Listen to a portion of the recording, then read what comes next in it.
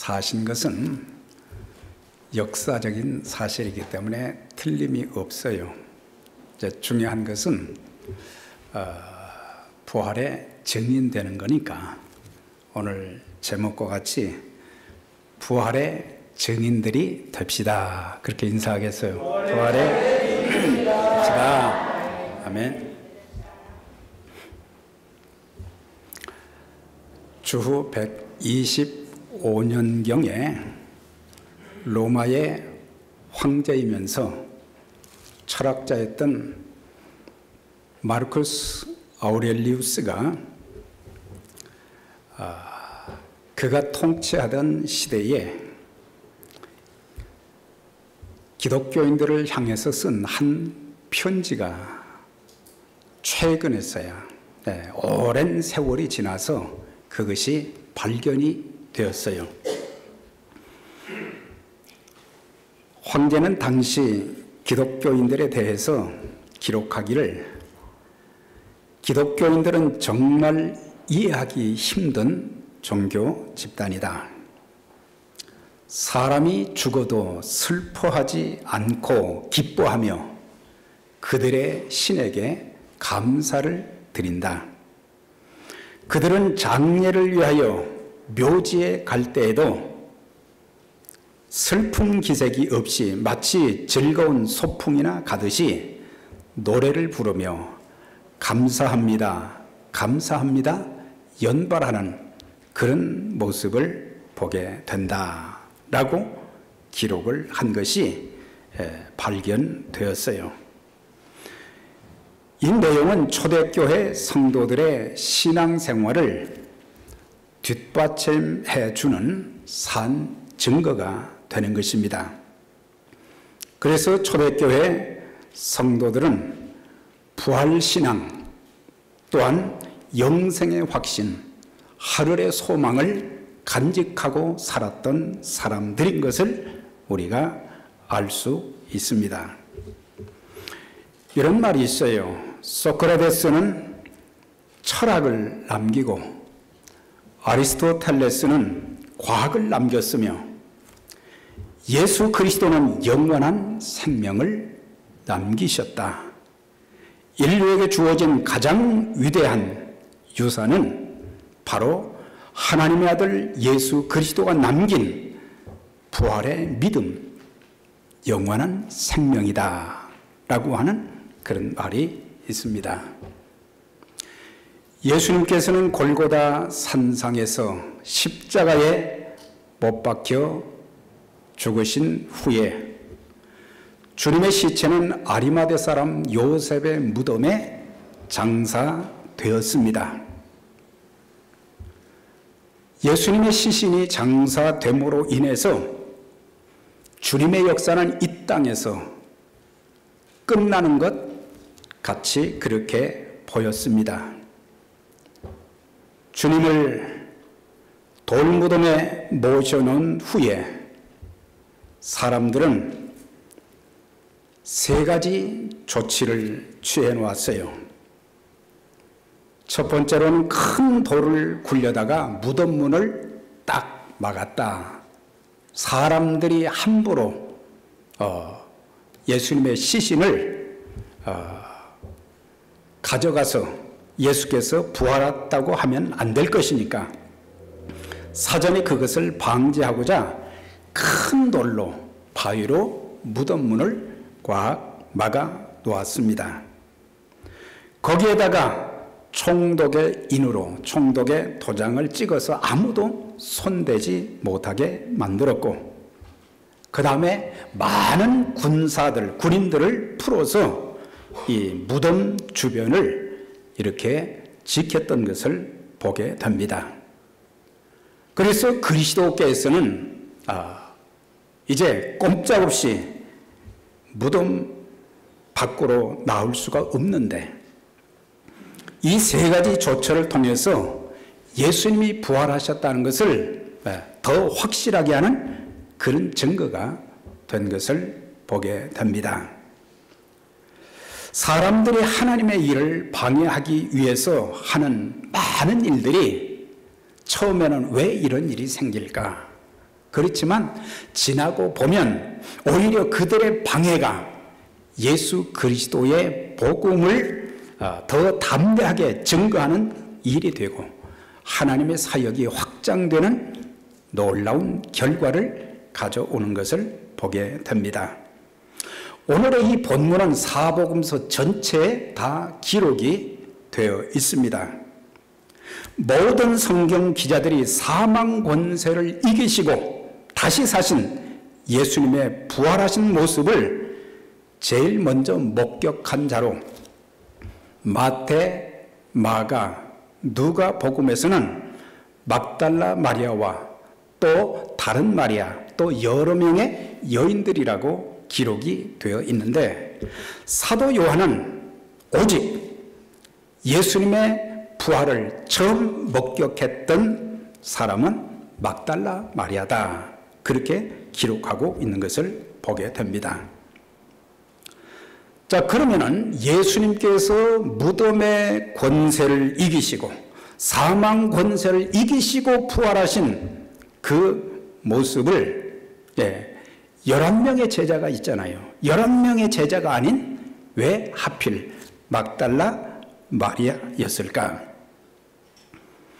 우리가 사복음서의 기록을 잘 찾아보면 예수님께서 십자가에 못 박혀 돌아가실 때 골고다 산상에서 고통당하는, 두 손과 두 발에 못 박혀 고난 중에 돌아가시는 예수님의 임종을 끝까지 지킨 사람이 11명의 제자가 아닌 바로 막달라 마리아와 여인들이라, 그렇게 기록을 하면서 빈무덤의 주인공이신 예수님을 최초로 목격하고 주님과 대화를 나누었던 여인도 바로 막달라 마리아였던 것을 보게 돼요. 참 이런 것들을 보면 막달라 마리아는 예수님께서 그분의 인생의 가장 고통스러운 그 순간에 참여했고 가장 영광스러운 부활의 감격을 누리는 그런 복을 받게 되었던 것입니다. 그러면 막달라 마리아는 예수님 만나기 전에 어떤 유형의 사람이었는가? 그것도 찾아보면 누가복음 8장에 보면 또한 악귀를 쫓아내심과 병고침을 받은 어떤 여자들, 곧 7 귀신이 나간 자 막달라인이라고 하는 마리아와 쭉 그 뒤에 다른 여인들을 기록해 주고 있어요. 그러니까 이 여인은 많은 질병을 가지고 있었고 또 많은 귀신이 그를 지배하고 있는, 사람이지만 사람답게 살 수 없는, 존재 가치가 없는, 사람들에게 버림받는 그의 인생의 소망을 찾아볼 수 없는 그런 상태에서 살기는 살았지만 산 것 같지가 않은 그런 삶을 살아가는 불쌍한 여인이었어요. 마가복음을 기록한 마가도 그녀에 대해서 7 귀신을 쫓아주신 막달라 마리아에게 보이시니, 참 그런 가운데 부활의 주님을 만날 수 있었던 것은 또한 그가 십자가의 순환의 현장에도 함께 참여했던 그런 그 복을 누리게 된 그것은 병으로, 질병으로 고통당하고 많은 귀신들의 노예가 되어서 저주받은 인생을 살아야 했지만 주님의 은혜로 고침을 받고 마귀의 노예에서 자유함을 얻었기 때문에 그는 평생을 살아가면서 주님을 잊을 수가 없었어요. 어떻게 하면 주님의 은혜를 보답하며 살까? 그래서 누가복음 8장에는 막달라 마리아뿐만 아니라 다른 여러 여인들도 주님의 은혜를 알았기 때문에 자기들의 소유로 주님을 섬겼다, 그런 기록이 있습니다. 사실 예수님께서 공생의 삶을 사시는 동안 주님께 사랑받고 은총받고 치유받고 온전한 인생을 살아간 사람들이 하나둘이 아니었어요. 나면서부터 소경된 자가 예수님 통해서 고침을 받아서 밝은 세상을 보게 되었습니다. 38년 동안 병으로 고통당하는 희망 없는 그 사람이 예수님 통해서 고침을 받고 건강하게 살게 되었습니다. 12회를 혈류증으로 피가 흐르는 그런 병으로 고통받던 여인이 예수님 통해서 깨끗하게 나음을 입었습니다. 회당장의 딸과 나인성 과부의 아들이 죽었어요. 어린 나이에, 젊은 나이에 죽었는데 예수님께서 오셔서 그들을 살려주셨습니다. 수많은 사람들이 예수님 통해서 그들의 인생에 살만한 가치 있는 삶을 살 수 있도록 바꾸어 주신 하나님의 은혜 얼마나 큰지. 11명의 제자들, 물론 거기에 가룟 유다까지 포함하면 12이지만은 그들 보면은 주님의 제자로 선택받을 만한 그런 자격들이 없었던 사람들이에요. 주변의 사람들이 그들을 주목하지 않았었어요. 그런데 주님께서 그들을 선택하셔서 함께 숙식을 같이 하시면서 하늘나라의 진리를 가르치시고 장차 예수 그리스도를 증거하는 복음 전도자들이 되도록 그런 훈련을 시켰지만은 막상 예수님께서 십자가의 순환의 현장 속에서 예수님이 이제 십자가를 지시고 임종하는 그 순간 요한 외에는 제자들 다 도망을 갔다 그랬어요. 이렇게 많은 사람들이 하나님의 사랑과 은총과 복을 받았건만 그들은 십자가의 증인으로서의 그런 모습이 보여지지 않고 주님의 고난에도 동참하지 못하는 그런 모습을 보게 되는데 막달라 마리아는 그렇지 아니했다는 것입니다. 아, 막달라 마리아는 귀신이 들었었구나. 7 귀신이 들었고 많은 질병이 있었구나. 당연히 감사할 만하지. 그렇게 생각하지만 오늘 우리도 보면은 영적으로 보면은 막달라 마리아와 다를 것이 별반 없는 사람들이다 라고 하는 거예요. 허물과 죄로 죽었던 우리들이라 그랬어요. 공중의 권세 잡은 자 마귀의 종 노릇을 하며 살던 하나님과 원수가 되었던 우리들, 하나님의 진노와 심판, 영원한 지옥 형벌을 선고받았었지만 하나님의 놀라우신 그 사랑과 그리스도의 대속의 그 죽으심을 통해서 우리가 죄사함을 받고 하나님의 자녀가 되고 우리가 영생의 복을 누릴 수 있게 된 것.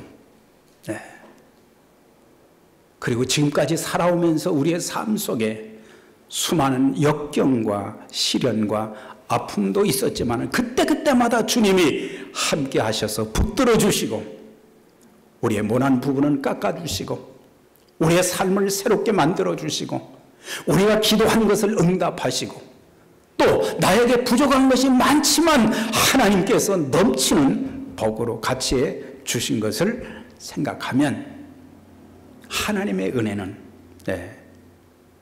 그 무엇으로도 갚을 수가 없는 건데, 그래서 우리가 신앙생활도 막달라 마리아와 같은 그런 마음 자세로 우리가 신앙생활하고 주님을 섬기는 그런 자세가 참 필요한 것입니다. 그런데 오늘 이 마태복음서에는 기록이 되어 있지만 사복음서를 이렇게 대조하다 보면은 막달라 마리아가 안식 후 첫날이 되어서, 그러니까 안식 후 첫날이라는 것은 주일을 말하는 거예요. 주일은 그 주의 첫날을 말하는 것입니다. 그래서 오늘이 바로 이번 주의 첫날이에요. 안식 후 첫날, 이른 아침 어두울 때에 막달라 마리아가 예수님의 무덤을 찾아갔어요. 예수님의 몸에 향료라도 부으려고 갔는데 보니까 무덤 문이 활짝 열리고 그 안에 보니까 아무도 없는 거예요. 그래서 이 여인이 밖에서 혼자 울고 있었다. 그렇게 기록을 해 주었어요. 사람 같지 않은 인생을 살아가던 그에게 은혜를 베풀어 주신 그 주님, 그 주님께 뭔가를 보답을 좀 하고 싶은데 주님의 시신이 없어져서 울고 있었고, 나중에 예수님이 그에게 어찌하여 울며 누구를 찾느냐 할 때도 그걸 몰라봤어요. 주님을 알아보지도 못했고 동산직인 줄 알았더라 그랬어요. 당신이 그 예수님의 시신을 가져갔으면 나에게 좀 주시기를 바랍니다. 그렇게 말하는 것을 참 볼 수가 있어요. 주님은 무덤 문을 열고 사망 권세를 이기시고 다시 살아나셨는데 여인은, 막달라 마리아는 울고 있었다. 어찌하여 울며 누구를 찾느냐. 오늘 이것을 통해서 두 가지를 가르쳐 주는 거예요. 왜 우느냐? 우리도 인생을 살아가면서 울 때가 참 많아요. 낙심이 되고 절망이 되고 포기하고 싶을 때도 참 많고, 그때마다 주님이 찾아오셔서 왜 우느냐? 왜 우느냐? 내가 다시 살아났다. 살아계신 주님이 함께 하신다는 것을 말씀해 주는 위로의 메시지고, 우리의 상처를 싸매주는 말씀이고, 눈물을 닦아주는 말씀이다.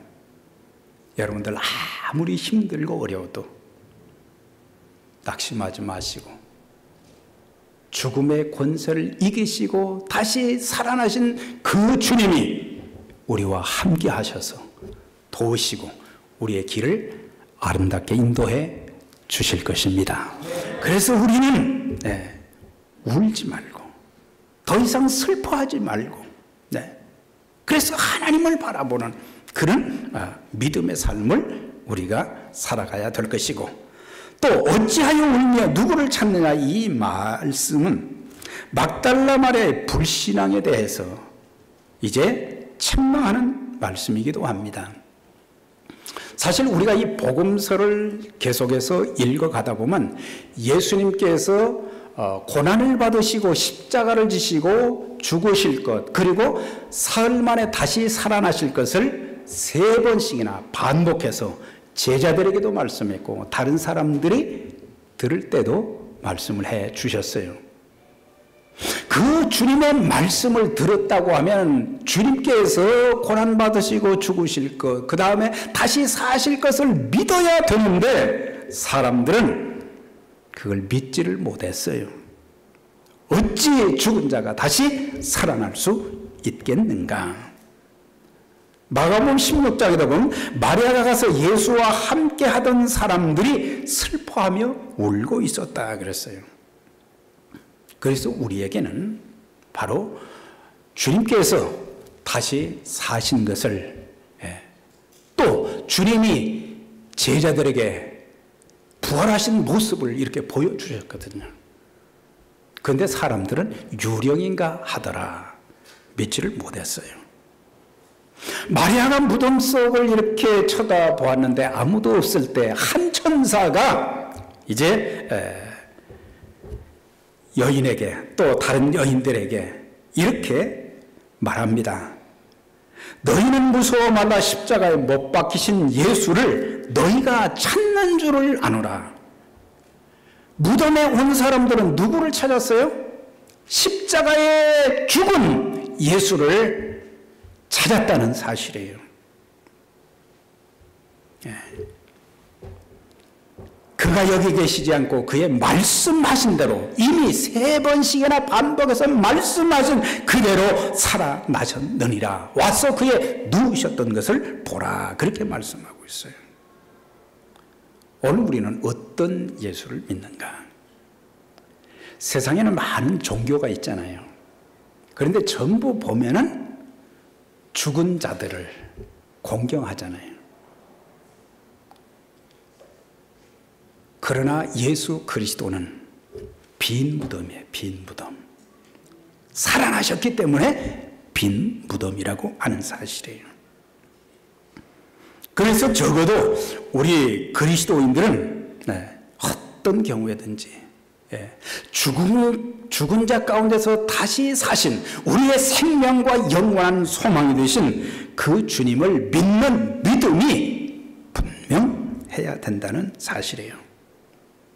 주님은 죽음으로 끝난 분이 아니라 죽었다가 다시 살아나셨기 때문에 우리도 죽음으로 끝날 인생을 살아서는 절대 안 된다. 사람들은 죽으면 끝이다 그러는데 끝이 아닙니다. 내세가 있습니다. 영원한 세상이, 영원한 세계가, 주님이 함께 하시는 영원한 하나님 나라가 우리를 기다리고 있다는 사실이에요. 이 장례식에 가보면은 사람들은 종종 영결식이다 그런 얘기를 해요. 예수님을 믿지 않은 사람들은 영원히 이별이기 때문에 영결식이라는 말을 써요. 그러나 그리스도인들은 우리는 다시 만나게 되는 거잖아요. 주님 나라에 들어가서 다시 만나게 되는 거예요. 우리의 사랑했던 가족들도 얼굴과 얼굴을 마주하고 만나는 그런 날이 있기 때문에 우리는 육신은 이제 이 땅에서 썩음을 당하지만 우리의 영혼은 하나님 나라에 가기 때문에 그래서 종종 우리는 장례식을 첫날 하는 것을 안 믿는 사람들은 입관 예배라고 하는데 우리 그리스도인들은 환송 예배라고 하는 거예요. 하늘나라로 떠나보내는 그런 예식을 한다. 그렇게 우리는 이해를 하고 있습니다. 그렇기 때문에 이제 주님이 계시는 영원한 하나님 나라가 우리에게 있기 때문에 부활의 주님을 믿는 사람들은 슬퍼하지도 말고 기뻐하라. 저는 언제 죽을지 모릅니다만은 장례식 순서제를 다 준비를 했어요. 그런데 거기에 찬송가를 제가 선정을 해놨어요. 일반 장례식 그런 찬송이 아니에요. 장송곡이 아니라는 얘기예요. 힘찬 행진곡을 거기다 집어넣었어요. 행진곡. 내가 하나님 나라에 가는데 왜 슬퍼하는 거예요? 잠시 헤어졌다가 우리는 또 만나게 되는데 그래서 행진곡의 찬송 그것을 몇 개 집어넣었어요. 또 다른 사람이 고칠지도 모르지만 근데 유언을 해놓을 거예요. 이거 절대 고치지 마라. 왜 슬퍼합니까? 그래서 너희는 마음에 근심하지 말라. 하나님을 믿으니 또 나를 믿으라. 내 아버지 집에 거할 곳이 많도다. 내가 너희를 위하여 처소를 예비하러 가노니 처소를 예비한 후 다시 와서 너희를 내게로 영접하여 나 있는 곳에 너희도 있게 하리라. 그랬잖아요. 그러니까 주님이 왜 십자가에 고난받으시고 죽으심으로 우리의 죄사함과 구원받을 수 있는 길도 열어주셨지만 그분이 부활 성천하셔서 바로 처소를 예비하고 천국을 예비하고 그리고 주님 있는 곳에 우리도 있게 그렇게 하시겠다. 그런 거예요. 우리가 고린도전서 15장을 보면 부활장이라고 그러잖아요. 거기 보면 예수님께서는 제자들에게 여러 차례 보이셨어요. 그 40일 동안 이 땅에 부활하신 몸으로 계시면서 11번씩이나 제자들, 그리고 마지막에는 500의 형제들이 있는 감람산에서 모든 사람들이 지켜보는데 하늘로 이제 올라가셨어요. 네. 이제는 그 주님이 영으로 이 땅에 오셔서 우리 가운데 거하시고 우리 마음에 성전 삼고 계시면서 우리의 평생의 삶을 인도해 주시는 그런 역사가 있기 때문에 중요한 것이 몇 가지가 있어요. 첫째는 예수님을 만나는 것이고 부활의 주님을 만나는 것이고, 둘째는 부활한 자의 모습으로 우리의 삶도 변화가 되어지고, 더 나아가서는 부활의 증인이 되는 그런 삶을 살아야 되는 거예요.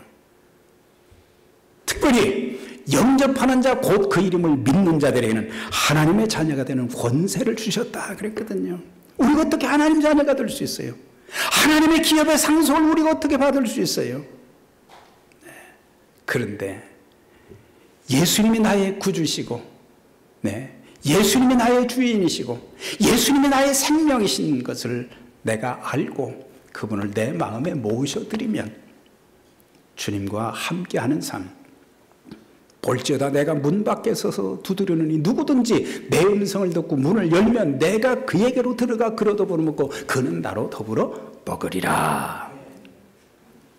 교통한다, 교제한다, 그 말씀에 주고 있잖아요. 막달라 마리아가 부활하신 주님을 이제 알아보게 된 거예요. 천사가 말하는 그 음성을 이제 듣게 된 거예요. 8절 10절에 보면 그 여자들이 무서움과 큰 기쁨으로 무덤을 빨리 떠나 제자들에게 알게 하려고 다름질할세. 예수께서 이르시되 가서 내 형제들에게 갈릴리로 가라 하라. 거기서 나를 보리라 하시니라.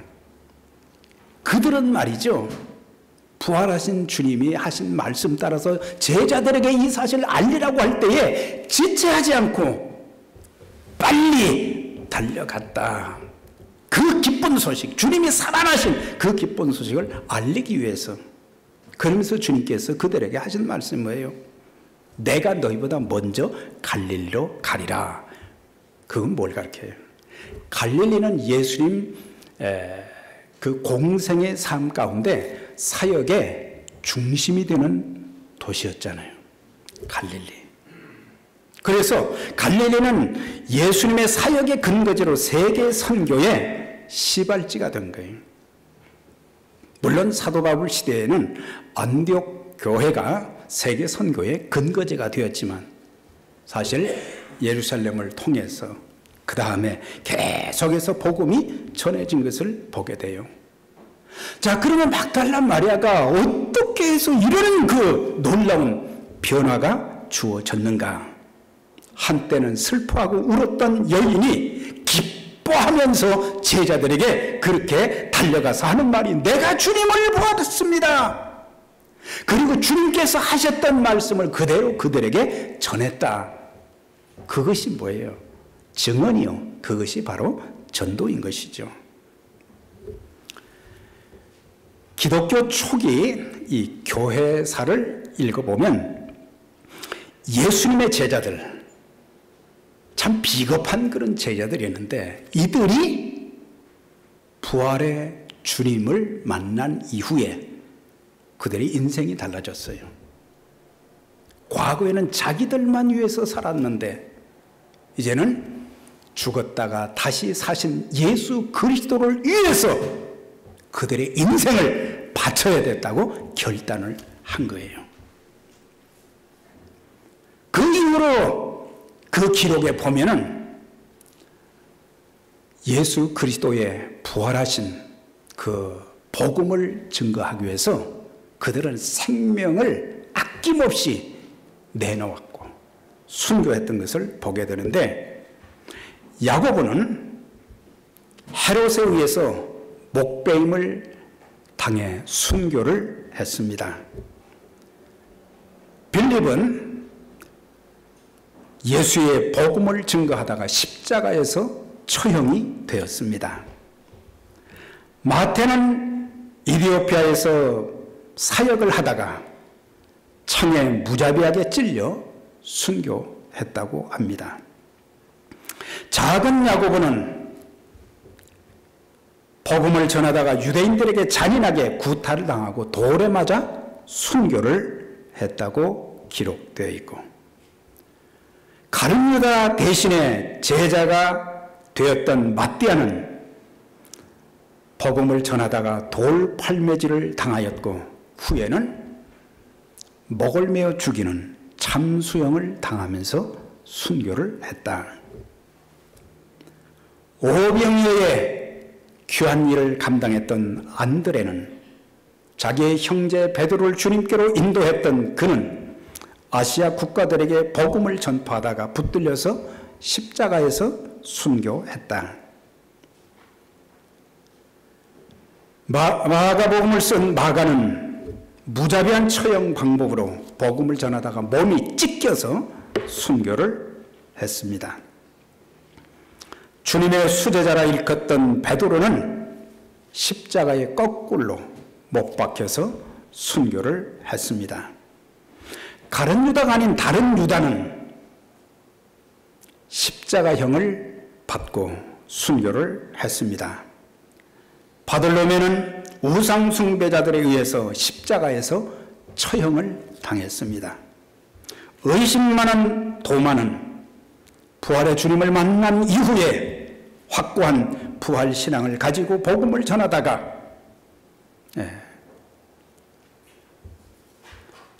창으로 몸이 관통되어서 순교를 당했다고 합니다. 3차 전도여행을 통해서 소아시아와 유럽에 복음을 전하고 많은 교회를 세우면서 하나님 나라 건설에 귀하게 쓰임받았던 사도 바울은 칼로 목배임을 당해 순교를 했습니다. 예수님께서 십자가를 지시고 골고다 산상을 향해 갈 때 너무 힘들어서 여러 차례 쓰러지고 그럴 때에 로마 군병에 의해서 예수님이 지신 십자가를 대신 지고 갔던 구레네 시몬은 아프리카에서 복음을 전파했다가 십자가형으로 순교를 당했습니다.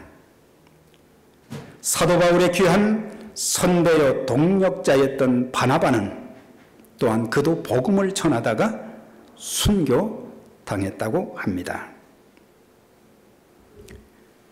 예수님의 제자 중 가장 젊었던 사도 요한은 도미티안 황제 때 기름이 끓는 솥에 던져지는 형을 받았지만 거기에서 살아났어요. 펄펄 끓는 기름 솥에서 살아났어요. 그래가지고 반모섬에 유배가 됐어요. 그 반모섬에서 그는 기도하는 가운데 하늘의 환상을 보게 되었고 그 다음에 주님의 음성을 듣고 요한계시록을 기록했고 그 다음에 요한 1, 2, 3서 그걸 기록하고 또 요한복음을 기록했던 저자가 되었던 것을 보게 됩니다. 그들에게는 예수 그리스도가 자신들의 생명보다도 더 귀한 최고의 가치였고 주님의 은혜를 보답하는 길이 있다면 자기들의 생명도 아끼지 않고 참 복음을 전하고 주님을 섬겼던 것을 보게 돼요. 놀라운 주님의 은혜를 깨달은 사람들은 우리가 가끔 잘 부르는 찬송가 중에 뭐예요? 주 예수보다 귀한 것은 없네. 이 세상 부귀와 이 세상 명예와 이 세상 행복과 바꿀 수 없네. 바꿀 수 없다 그랬어요. 네. 세상 것은 잠시 잠깐이요 없어져 버리는 거지만은 네. 우리가 믿는 예수의 생명은 영원하단 말이죠. 나는 바꿀 수가 없습니다. 바꿀 수가 없습니다. 네. 세상 것은 아무것도 아니에요. 잠시 잠깐 네. 있다가 다 사라져 버릴 것이고 주님께 인정받을 만한 것이 하나도 없어요. 예수 잘 믿은 건 남게 되는 것이고 예수님 이 땅에 사는 동안 우리가 예수님 잘 섬기고 사는 것 이것이 최고의 축복이라는 것을 가르쳐 주고 있어요. 네. 이들을 통해서 복음이 전 세계에 누룩처럼 겨자씨처럼 막 번져나가기 시작했고 셀 수 없는 수많은 죄인들이 회개하고 예수를 믿게 되었고 교회가 세워지기 시작했고 세계 선교가 구체화되었던 것을 보게 되고 그들의 순교에 피 흘린 발자취를 따라서 오늘 우리는 참 편하게 신앙생활하는 거예요. 네. 네. 우리에게 핍박이 있습니까? 네. 우리를 죽이겠다고 합니까? 그 시대에 그런 핍박과 죽음이 있어도 그들은 신앙의 절개를 지키고 믿음 생활을 잘했어요. 그런데 오늘 우리는 거칠 것이 없는데도 우리는 신앙 생활을 너무 안이하게 하고 있다는 거예요. 2000년 기독교 역사를 살펴보면 부활의 주님을 만난 사람들마다 복음 전도에 모든 것을 걸었어요. 배를 맞아도 감옥에 들어가도 네, 병들어도 죽음을 앞두고서도 예수님 위해서 내가 살겠습니다. 우리가 살아도 주를 위해서 살고 죽어도 주를 위해서 죽나니 그러므로 사나 죽으나 우리는 주님의 것이로다. 이런 자세, 나는 살아도 주를 위해서 살겠습니다. 난 죽어도 주를 위해서 죽겠습니다. 우리가 이 땅에 사는 가장 중요한 목적이 무엇이겠습니까? 네. 주님이 우리를 아직까지 이 땅에 살려두시는 이유가 무엇이겠습니까? 우리 교회를 계속해서 존재케 하시는 그런 이유가 무엇이겠습니까? 복음을 위해서다. 복음은 어떤 한 개인이나 단체가 독점할 것이 아니에요. 복음은 나누어져야 되는 것이고 전해져야 되는 거예요. 우리의 마음에 그 귀한 예수를 가두어만 놓을 때가 많고 우리 입술에 다른 것은 다 말하는데 복음은 말하지 않은 복음을 가두어 놓아서도 안 된다는 사실이에요.